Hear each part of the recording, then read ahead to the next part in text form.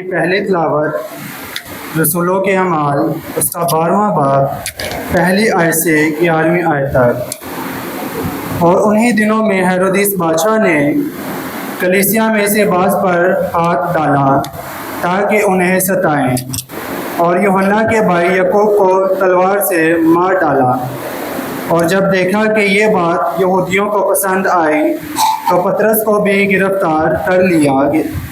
ये ईद फतीर के दिन थे और पकड़ कर कैद खाना में डाला और चार सिपाहियों के 4 पैरों की निगहबानी में रखा, इस मकसद से कि ईद फसह के बाद उसे लोगों के सामने पेश करें।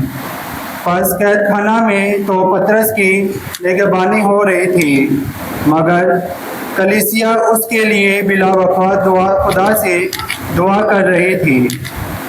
और जब हेरोदिस उसे पेश करने को था तो उसी रात पतरस 2 जंजीरों से बंधा हुआ और 2 सिपाहियों के दरमियान सो रहा था, और पहरेदार दरवाजे पर कैद खाना की निगहबानी कर रहे थे। और देखो, खुदावंद का एक फरिश्ता आ खड़ा हुआ और उस कोठरी में रोशनी चमकी, और उसी ने पतरस की पसली पर हाथ मारकर उसे जगाया और कहा कि जल्द उठ।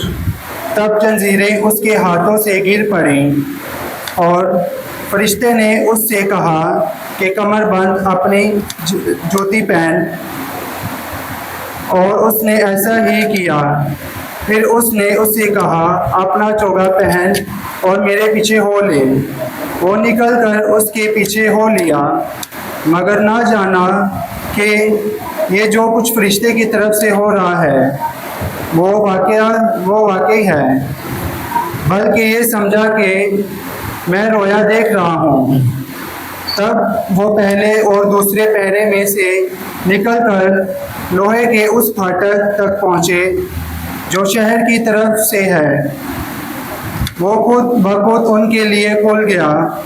बस वो निकलकर पोचे के सिरे तक गए और फौरन फरिश्ते उसके पास से गायब हो गया।